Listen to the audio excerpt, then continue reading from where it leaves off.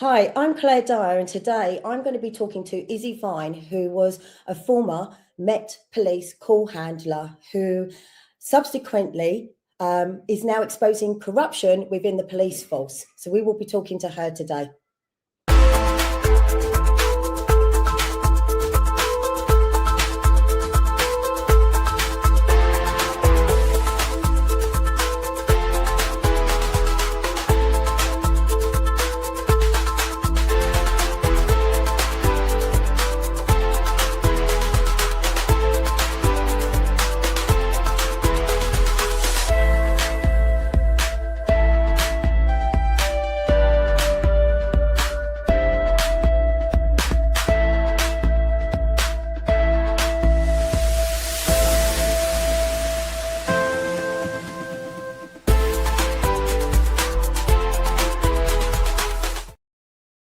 Hello and welcome to Dyer Consequences, and I'm Claire Dyer here on Unprecedented TV, the platform for free speech, uncensored and unfiltered.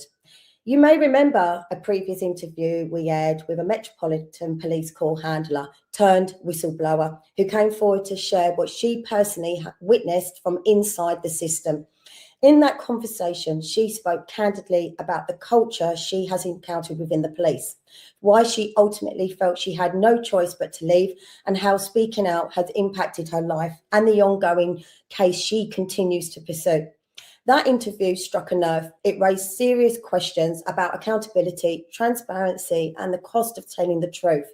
So today we're revisiting that story. Since our last conversation, there have been further developments, pressures have intensified, and the personal toll has continued. This episode is about what it really means to challenge an institution and what support, if any, exists for those who do. As always, this platform exists to have these conversations, others won't. And we don't script the uncomfortable, we do not dilute the difficult, and we don't silence live experience. So today, I'd like to welcome back to the show Issy Vine, previously Met call handler, now turned whistleblower. Issy, welcome back. So good to see you. Hello. Oh, thank you so much for having me back. It's lovely to see you as always. Well, I know you've been going through a bit of a hard time lately. I mean, you're fighting, you're fighting a very difficult cause. A beast. Going up and the institution that is the Met Police. I mean, it's not just limited to the Metropolitan Police. It is actually all police, but obviously you come under London, so are under the Met Police, and that's who you previously worked for. Yeah. Just quickly say how it all started for you, because we do have a video that we will put up that gives a quick, brief lowdown for everybody who may not have seen the previous interview. Okay. Yeah, so I was a communications officer, which is call handler and a dispatcher, between 2020 to 2025. Um, Throughout my time there, I there was an incident with a colleague. He called a rape victim a slut, was racist, mocked Sarah Everard, and followed me after work. And I had to report it. And there were just so many failings. He eventually was dismissed for gross misconduct and then later rehired internally, because they just didn't think it was that bad, even though it was still found proven. And yeah, then I kind of escalated my concerns and started getting up higher up in the chain and talking to higher directors and senior officers, and it was just getting worse and worse. There was just more sexism, more misogyny, more just you could tell the rot was coming Yeah. from up top. And yeah, I had to leave to speak out, to warn the public, because the Met weren't going to do anything about it. And here I am, still shouting about it years later. If the studio can put up the video, it's one of your videos from TikTok to highlight exactly what has kind of had gone on and how it started for you. If the studio has that. I'm 30 years old and I worked for the Met Police, and I left because it's rotten to the core. I worked between 2020 to the end of 24 as a communications officer. I sat next to a colleague in 2023 who called a rape victim a slut, wished immigrants would fuck off back home, mimicked Sarah Everard's death into my ear whilst I was on a live 999 call, and followed my journey half home. I reported this, he was dismissed for gross misconduct, and he was sacked. 4 months later, I was notified that he'd appealed, he'd won, and he'd been rehired. He'd also been given back all the pay that he'd missed between being dismissed and returned, and his annual leave too. I couldn't understand this, so I met with the decision maker who rehired him, and he said he still believes me, it was still proven.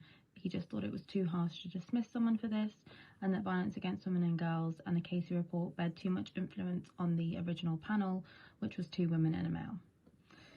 I escalated this, and I was ping-ponged for months between a grievance and the Professional Standards Department, to which the Professional Standards finally took it on and said it was very serious. They took it to a Deputy Assistant Commissioner, and I waited 5 months, chased it myself, to find out that my complaint had not been dealt with, hadn't been passed to the Deputy Assistant Commissioner, and he didn't know who I was. I had to leave due to a decline in mental health. I became suicidal. I was going to work after nearly crashing my car. I was begging to not be put on high-risk incidents because I was mentally unwell and I was suicidal, and it would be a risk to public safety and officer safety, but due to business needs, the Met trumped that and put me on it twice. So I wanted for people to see that, because obviously some people might not have seen your first interview. So I think that kind of gives a brief kind of description as to what happened. But I wanted you to come back on, obviously, to say how, because this has gone on since 2023, hasn't it? Yeah.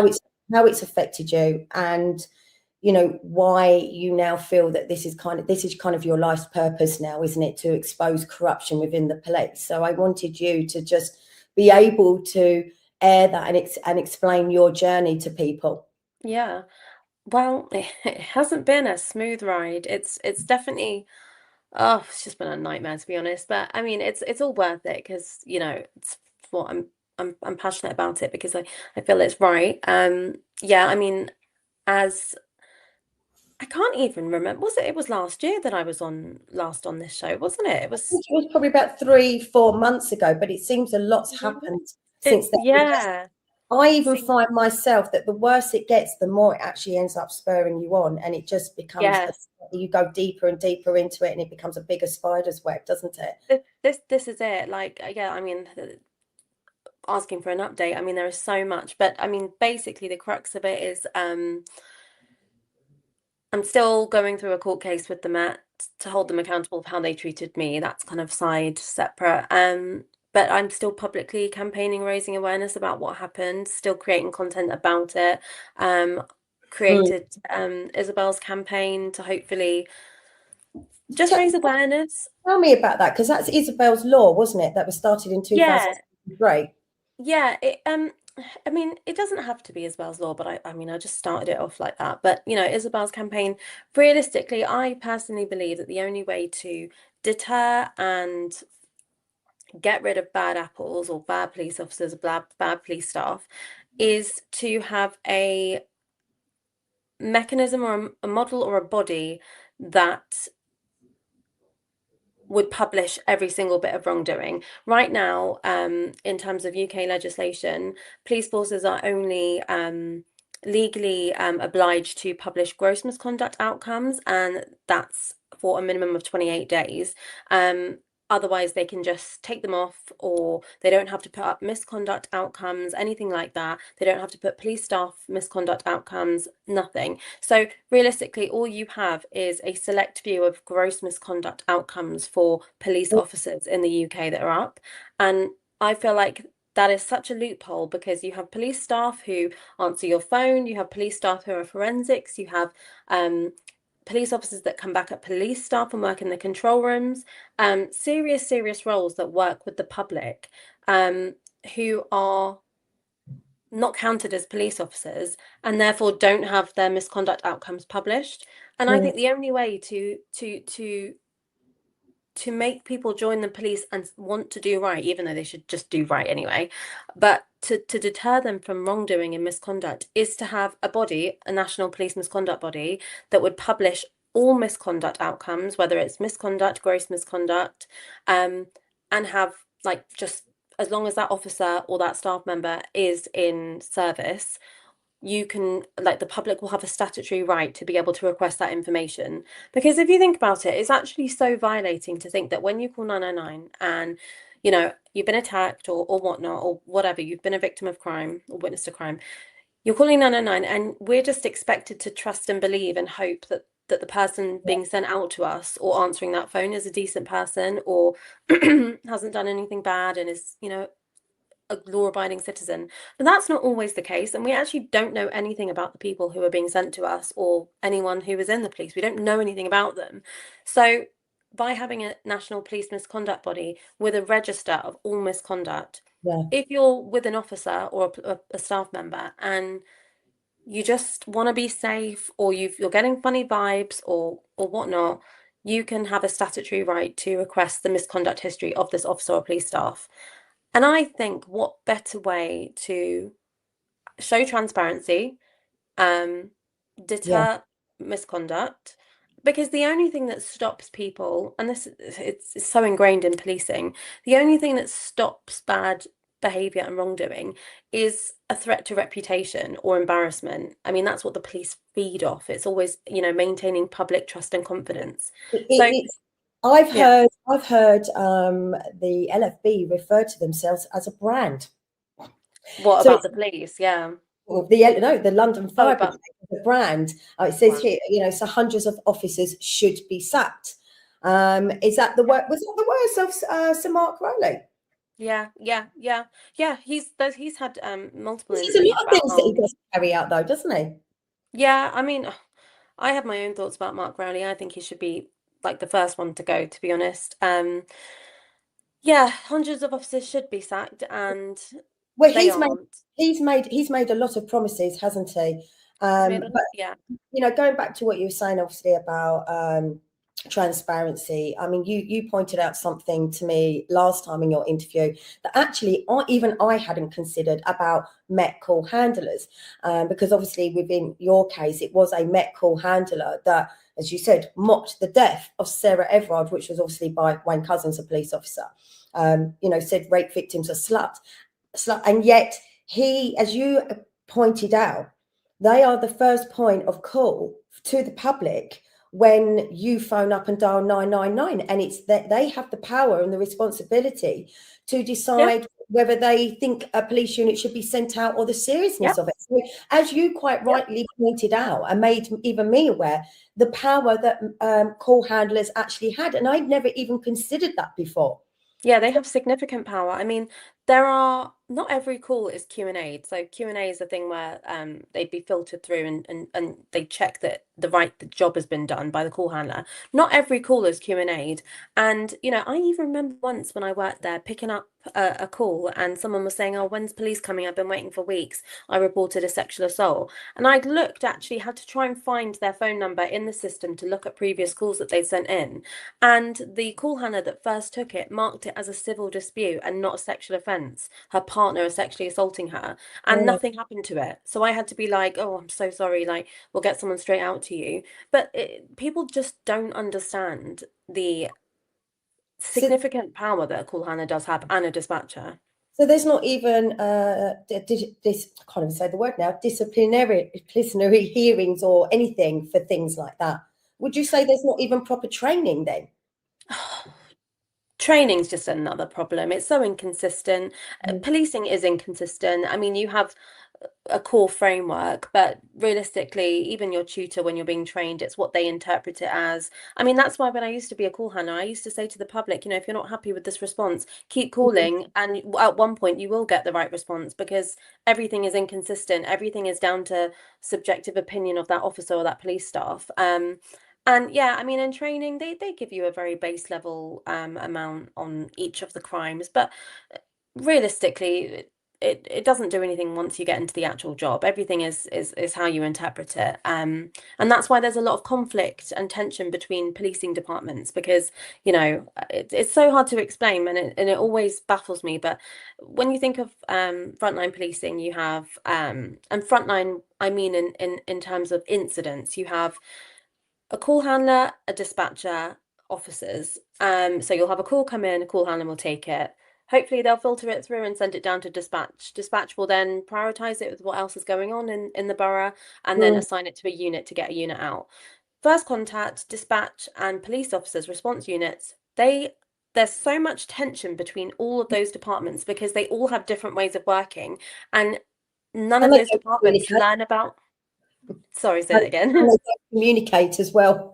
They don't, yeah, exactly. And they don't learn about each other's departments or how they're supposed to work. So a lot of the time you have this clash, like you have dispatchers being rude about call handlers and them saying, well, this is not what you should be doing and this is blah, blah, blah. And then you have officers clashing with dispatchers, and it's just ridiculous. But And what yeah, I've also found is that the police get called out for things that possibly they probably shouldn't get called out for. And yeah, the studio put this up because they're saying, you know, unless you're on a gay pride march, then, you know, this is absolutely fine. But, you know, because it's, it's politicized. yeah, Which it's, is woke, but you know, but I get the police called to me all the time for you, Les. Now, as yeah, everyone knows, the Met call police, not Met call police, so you're the call handler, the Met yeah, police. They are essentially, in my opinion, owned and controlled by the Mayor of London, Sadiq Khan, and obviously yeah. you guys is Sadiq Khan. So, Mm, so yeah, they will get called out to us all of the time, and yet you've got not things like, surprised. you know, assaults happening or within the police, and they're just it's Yeah. just been covered up and hidden. Yeah, 100%. I mean, this is another thing that really infuriates me with this image is that you have, I'm assuming this is from the Met Police website or from a Met um site or something, but you know, I'm very pro LGBTQ plus, and the police, you know, being on board with that and being up to date and more representative of society. But what irritates me about pictures like this is that when you're actually in policing, you have members of this community who are not supported by the police force, but then picked and put on posters and to look like they represent and they're supportive of marginalized communities, but they're actually not. And I'm assuming this is from the Met Police website. They spend a lot of money on campaigns and posters and promo, but actually, you know, for example, there's homophobia is rife within the police. So I find this very, you know, it's like violence against women and girls posters and promo from the police. It infuriates me because it's all misspent money and all empty promises and just posters to protect the reputation and make the reputation shiny. And the But brand, yeah, and yeah, they're essentially, you know, a public body here to serve and protect the public, and it doesn't seem to be that way at all. And I no, was going to say, because obviously the death of Sarah Everard was obviously absolutely devastating. And again, look, you know, I mean, I almost find it a bit mockery, really. Which, I'm personally I'm really for this, but I'm only really for this if they're actually really going to be for their LGBTQT plus staff and police officers, which they're not. They just use them to make it look like, oh yeah, we're really mm, and you know, people might say it's woke or whatever. That's some people's type of opinions. I'm very, you know, I think policing should represent all the communities in London, but actually support your staff and officers who are from that community as well. Don't just, I mean, yeah, you can tell this is staged. It's staged. yeah, Like it's ridiculous. Like, and also it's even more ridiculous as well, as much as this is needed to show that police are the community and come from the community, so they should represent the community.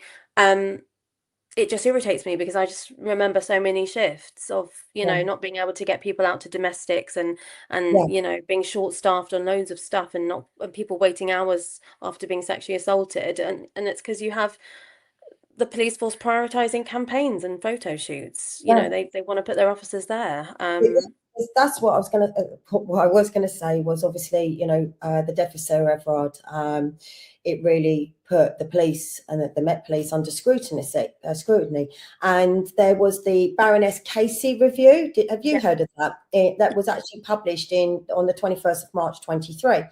And what they found was that there was obviously massive cultural issues within the Met, poor handling of misconduct complaints, which obviously you have found out personally for yourself, Hmm. weak vetting and inconsistent standards, because that was the case with David Carrick and Wayne Couzens that there was previous allegations before that they'd even joined the police. So the vetting was not very good, and serious institutional failures to act on complaints, poor internal data sharing. You said that departments clearly don't communicate or work well together, and re-vetting of officers after allegations. So this was all done in March 23. After the death of Sarah Everard, which shocked the entire nation to its core. Promises were made. This report was published. Doing what you do you think anything has changed? Because we're now in 2026. I know, yeah. No, not absolutely nothing's changed. And another thing about this that really irritates me is that, how many more inquiries and reviews do we need? We've had them for decades, literally decades. You've had the McPherson report, Casey review, the Angelini inquiry. Like, how many more inquiries and reports do we need, which costs money to tell us what we already know, to then at the end just give recommendations that aren't legally binding? Even I think one of the recommendations from the Casey report is that all police forces have I don't know the actual wording, but a clear sexual offences policy. And then, a couple of months ago, it comes out in the news that only a quarter do. It's ridiculous. Like, if they're not going to be forced to do these recommendations at the end of these reports, then what is the effing point? Like, that's another reputation and reputation thing from the government. Oh crap, everyone hates the police at the moment because of X incident. Let's look like we're going to do something about it, so let's draw up an inquiry and pretend that we're going to do something, give them a bunch of recommendations that don't mean anything, and let's not hold them to account when they don't meet them either. It's ridiculous. It's a circus. Yeah, we are going to go to a quick break, but I will ask you that question. So do you think all of these reports, all of these promises are only simply to pacify us, and they have no intention of changing? You can answer that. I'll let you think about it after the advert, because we're just going to show a clip from Tim Scott's Uncancelled, another show here on Uncancelled.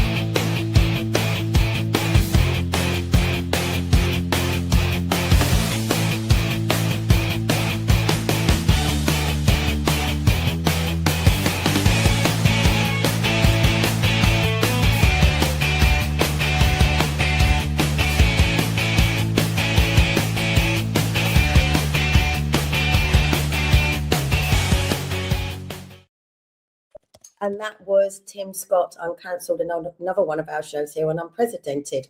And I asked you a question before the break. I think I know the answer. Yeah. They don't do anything. They don't do anything, and they are a waste of money. And like you say, it's just to pacify, and it's just to until the next scandal, it just shuts everyone up.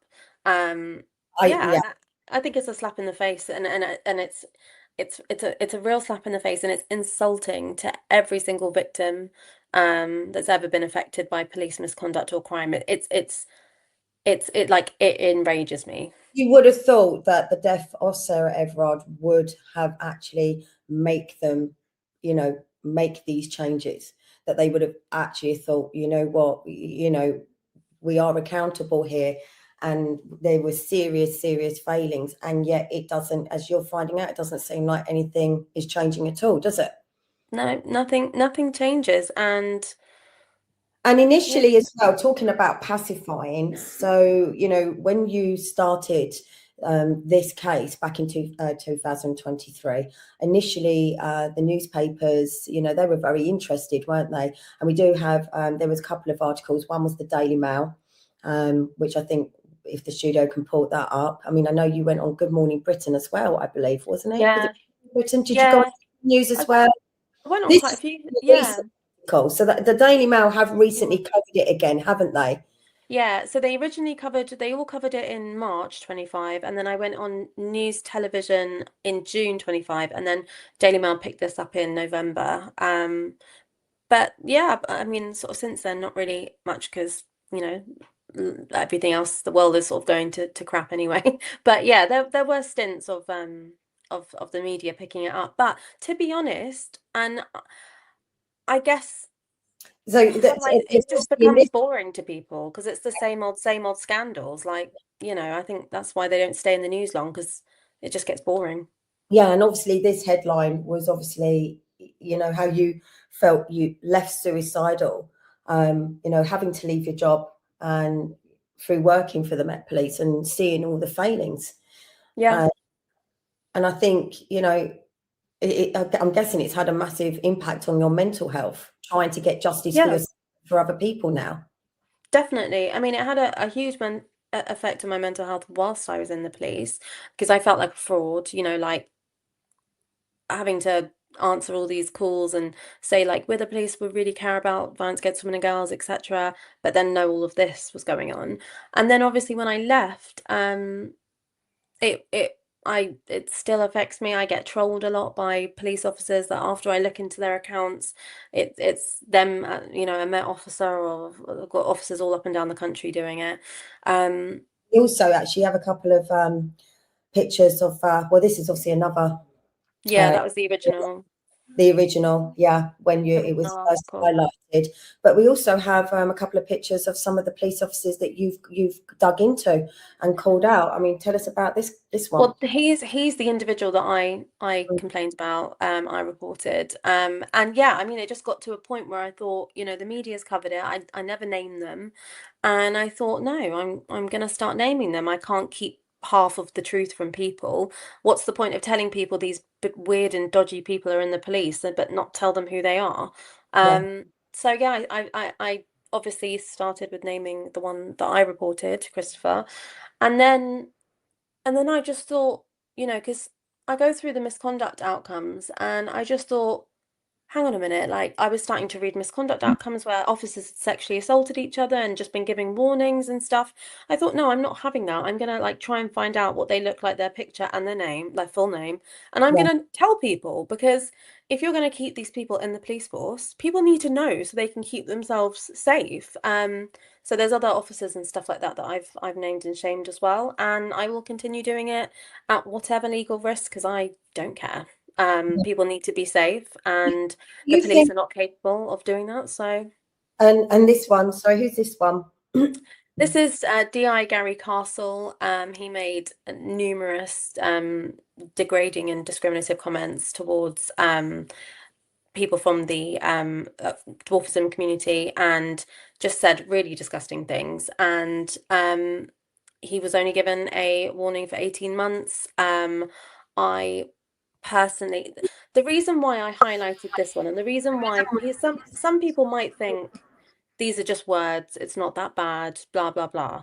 The reason I have been highlighting why my case and other cases like it are so serious, even though they're not full on actions or not exactly, you know, the incident like Wayne Couzens and David Carrick, is Yeah. because if behaviors are left unchecked, and if you don't get rid of people like this, it will escalate. Oh, It 100%. It gets worse. and we know that. And also I highlighted this because lovely Mark Rowley, back in 2020, 2023, I believe, or 22, there's 2023, he announced his first phase of a new Met for London, where he promised a zero tolerance of Yeah. discrimination. And all of these misconduct cases that I highlight are a complete contradiction of that. You cannot promise zero tolerance to discrimination by your officers and staff if you're gonna literally keep officers and staff that hate women, hate gay people, hate people with dwarfism, hate people with disabilities, like that. It just doesn't make sense. So I mean, that's a whole other story Well, of what I've been doing. well, even in just my world, you know, I know of two police officers locally, you know, that are currently suspended. They've been suspended for nearly 2 years on full pay due to some kind of sexual assault or abuse of some kind. And I know of many others, and that's just in my world. And I think there's probably many others that could probably name at least one. I previously interviewed a woman that had been abused by a police officer. He was Met Police as well, and they closed ranks, and he just kind of, you know, disappeared. And this is kind of what Yeah. they are being allowed to resign before it even Yeah. comes to any kind of you know, formal Accountability. Yeah. yeah. They And you can know, say they've retired or they've resigned before they're dismissed, you know, and it's It's and then it great. just goes away. Not to mention the fact that many allegations are investigated internally or just by the IOPC, Independent Office for Police Conduct. Well, Uh, they're useless, the IOPC. They're very, very, very useless. And they're not independent at all. Lot are filled with ex police officers or ex College of Policing, all mates in their Mason hand club groups. So yeah, yeah. it's ridiculous. And I've seen at year end March 24, out of 279 staff that were referred to misconduct, 41% were just dismissed or equivalent, and 57% were just given written warnings. And I also saw that is it the Centre for Women's Justice, CWJ, the super complaint covering 2018 found out of 493 reports of domestic abuse, only 19 led to convictions. Yeah, yeah, yeah, yeah. It's, when I hear all of that, it just infuriates me and just like spurs me on even more. And not enough is being done. And I truly just believe that's because people high up, whether that's in the Home Office, Mopac, police, don't care enough about it. They don't care enough. And who is this? Sexually assaulted two female police officers, made Yeah, sexualized remarks. And who is it? So yeah. who is he? He's a Southeast PC, Christopher Bowdry, only given a final written warning, still serves the public, and sexually assaulted two female PCs, made sexualized remarks about others. Yeah, I put his name out there and his face because we deserve to know. I will, like I keep saying, I'm not going to contribute to another Sarah Everard case. Is this the one who actually went to Bromley Court? No, I don't believe so. I don't believe Did you so. say South East? That's kind of my area. And Yeah. I remember you highlighting one that had actually gone to Bromley Court. And that's No, no, my this is, yeah. so this Yeah, no, is this is a another different, one. yeah, this is a And I different remember you saying last time as well that you have started a podcast. Is it that's bad we apples. bad? Yeah, And you said that you have enough cases of police yeah, officers that you could literally just run this just show do it forever. forever. Yeah, Yes. forever. Yeah, I do it with another police officer from the Met who's still serving. He's a firearms officer, and he's amazing because he calls them out even though he still works there, which is very intimidating. How has he But managed, yeah, how has he huh? managed to how has he managed to do that? How has he managed to stay Well, in force and call them out? no, he's suspended. He's always constantly given misconducts for it. He's constantly targeted for it. So yeah, He won't stop. it's not an easy ride. But that doesn't stop him. A lot of police officers and staff that I talk to say, like we would speak out, but we're scared of like losing our job. And I don't blame them because that is literally a real risk. Like I got threatened as well that I'll lose my job. So I understand that, but he's got a family and he's got a mortgage that he needs to pay, but he still knows right from right and still Yeah. risks that to say the truth. So yeah, I mean, we have that podcast. We've had a bit of a break, but yeah, there's endless cases. But Do you think a yeah, lot of them they just keep quiet and they just support each yeah, they do. It's a 50-50. They're either keeping quiet because they're scared of losing their job, but they do know deep down that it's wrong, or yeah, they're just one of the complicit weird ones that engage in it as well. And but I've said it and it's triggered a lot of people, but both is not good enough. We all have bills and we all have lives that we don't want to disrupt and whatever, but everyone might need the police at one point. And if you know if you know that there are bad things going on in the police, like you literally have a duty to say it because you might need the police one day too. And do you want to be served by a sexual other. offender? I don't. But And yeah, this I is mean, yeah, and this is obviously Isabel's law that we were talking about earlier. yeah, Do you yeah. still have your petition going as well? I Because do you have a yeah, I do have. Oh, was that for the inquiry? I yeah, have you one for an started a inquiry. petition, didn't you, for a statutory public inquiry into Issy Met Police whistleblower case. Is that Yeah, still going? I still have it, but I've just given up even promoting it anymore because the more I've looked into inquiries and reviews the last sort of 6 months, like I've said, they're just pointless, and I wouldn't want to waste more money, and I wouldn't want to. It's just it wouldn't even if we had an inquiry. you still have to go to the Met for them to disclose things, which they wouldn't, and it's still going to be a headache. Nothing will change. So I've just sort of given up with it. What do you think of Sadiq Khan, as he obviously is in charge of the Met Police? What do you think? I don't like him. I don't know why why he's still there. No, I don't understand what is going on there. people say to me all the time, "Well, you voted for him," and I say I didn't vote for him. Nobody Yeah. I know's voted for him, and nobody Who is? I know knows anybody that voted for him who did vote for him. And I believe, has he not just said that he's thinking about running again? Is it in 2020? Oh, I think I please. saw something just cross my Oh, screen it's the other day, and I thought, I'm not even reading it. it's like it's actually ridiculous. And I don't know if have you seen his deputy Kaya Koma Schwartz. Oh my God, it's painful watching her. But no, I'm not a fan, and I'm not a fan of Mopac. A lot of times I've actually tried to raise a complaint about Mark Rowley, the fact that he lied in his New Met for London. And they've said, well, you're going to have to, because you work there, you're going to have to complain to your professional standards. And I said, I'm going to go back to the Met and complain to his own misconduct department that sits under him. Like, that does not make sense. So I'm not a fan of Mopac either. I think they're idiots. Yeah. The whole thing is a joke. I'm not a fan of Steve Khan. Just scrap the whole thing. Get rid of It does. the mayor. I think the bottom line is the whole system needs actually completely taken down. It really Yeah, does. it does. Because It it really is does. corrupt to the core. And as I said, you were talking about obviously your colleague who's still within the police, those who they're either complicit or they stay quiet, or there's people like you who obviously either leave your job because it's too much, you continue to speak out, but it doesn't come without a cost, does it? No, it's a big cost, But I always say it's a big cost, but my heart is like, I can sleep at night. Well, I can't sleep well, but I can sleep more than I would have if I just So like shut up and kept on.